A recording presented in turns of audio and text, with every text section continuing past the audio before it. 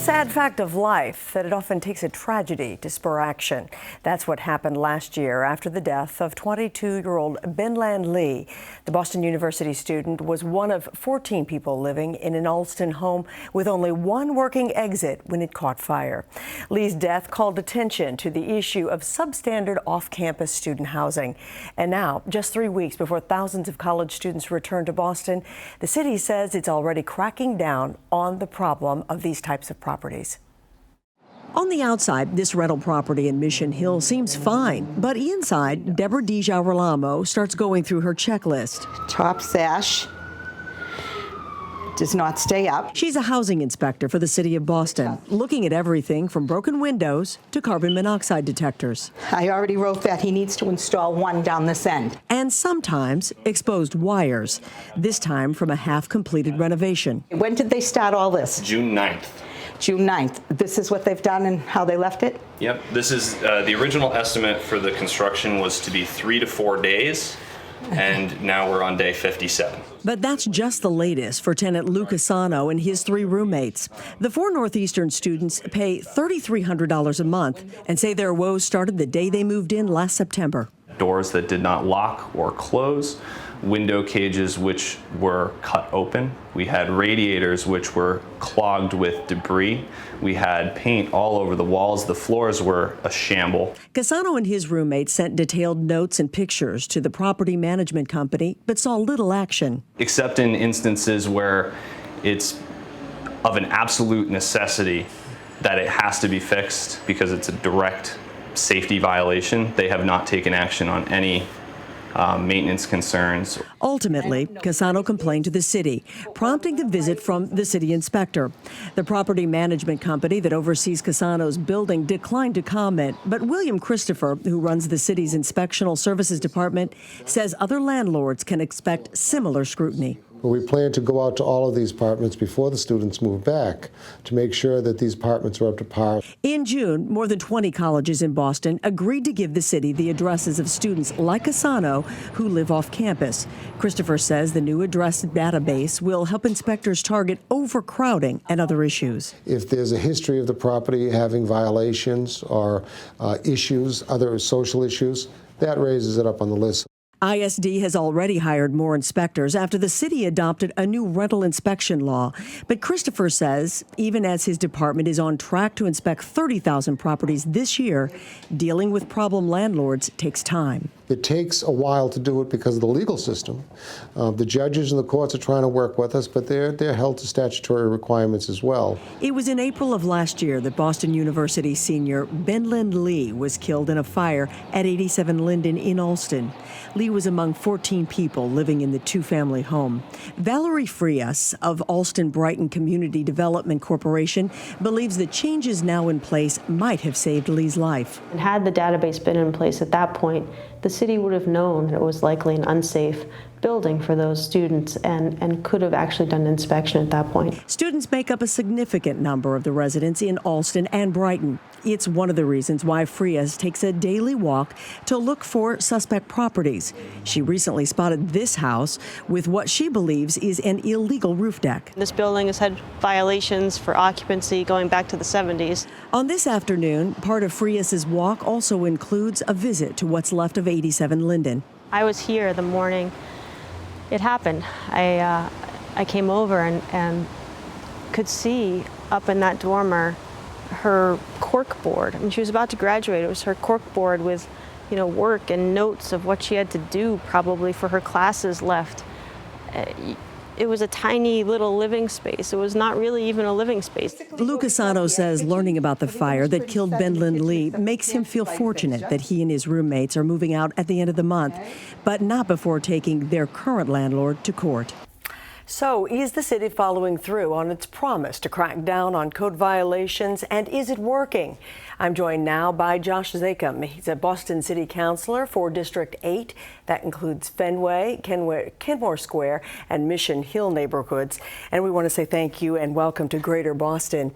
Now, we have just learned that in that report that Inspectional Services plans to inspect about 30,000 of these properties. Are they on track to do so, and do you think this will be effective? I think it's going to be incredibly effective in addressing a lot of the problems that we saw in that report and that we've heard about over the past really several years. Right now, or rather before the new rental inspection ordinance was put into place, inspectors could only come when a complaint was made. And we have many folks, not just students, but non-native English speakers, folks in communities across the city of Boston who either don't know their rights or are really afraid to exercise them and ask inspectional services to come in. Having these required inspections, and also starting off with folks, with landlords, with management companies that have a history of violations, really targets that and makes sure that the city is here and they're going to enter when tenants allow them to make sure that folks are living in safe, clean environments and really have the housing they deserve, and takes that sort of the tenant-landlord interaction out of that equation. All right, let's bring in Skip. This is Skip Schloming, and he is the executive director of the Small Property Owners Association, which represents smaller landlords in the Boston area. And thank you, sir, for being here. This new scrutiny, is it fair? Well, I think it has its problems. We were proposing a compromise that we felt would address the problem of this very tragic death, and that is to focus on safety violations and not other cosmetic or minor violations that are not really a threat to health or safety. So go after the properties that you think are unsafe. That's fine. And inspect them, and inspect only the common areas, because you can get an awful lot from that information. Because what I would be most concerned about is so much of the time of inspectional services will be spent on minor or cosmetic violations, because of the violations in the past that the Boston Inspectional Services Department has cited. About 90% of them are cosmetic or minor. Well, certainly by looking at some of that video, that looked like it was more than cosmetic. Some of these look like they're pretty glaring. For example, windows that are broken out so people could get in, doors that don't have locks that are functioning. And so, ISD needs to develop a list, or there's one in the state sanitary code, which is sort of the governing document here, that says these are really important things to have. And the security is one thing. Obviously electrical wires can't be exposed. Right. So, make a list like that. But I happen to have a list of code violations here that have been cited in Boston, and something like a broken refrigerator shelf or holes in the wall and missing thermostat cover. Right. That's a lot of time that will go into that. And then the other thing, this applies to all of Boston. So in the lower income neighborhoods where there are going to be more of these minor or cosmetic violations, they're going to get hit with having to bring everything up to code, and who pays for that? Josh, recently the Boston Globe had a spotlight on this issue, and one of the things that they said that was Boston's efforts to safeguard students and to protect city neighborhoods from real estate investors, transforming them into college rental ghettos, have failed by almost every measure.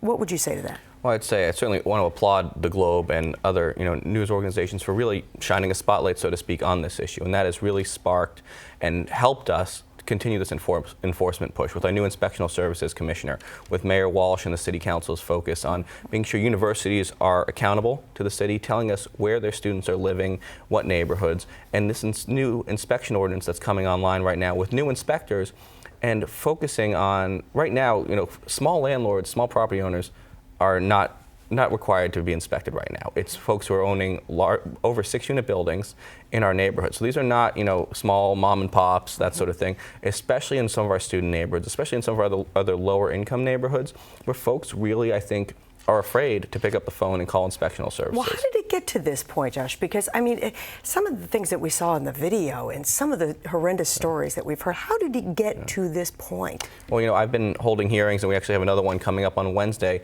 looking at this issue, looking at landlords who own, large amounts of property in the city of Boston who have just been non-responsive because the incentives aren't there. I think Commissioner Christopher, I think Mayor Walsh, certainly myself, and I think many of my colleagues on the City Council are focused on changing those incentives, making sure that where there are violations, particularly health and safety violations, the fines are, first of all, they're found by inspectional services, that we have inspectors in there that we're dealing with that, but then that fines are assessed and that they're pursued.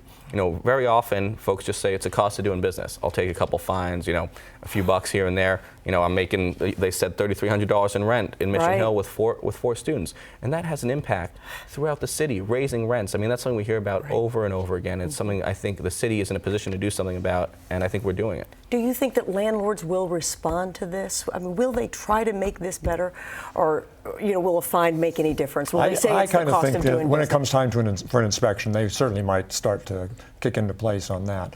But I'd like to make a big distinction between the student neighborhoods, which are quite a specific problem, and I mean, the tragedy is the tragedy, and that could happen almost anywhere, actually.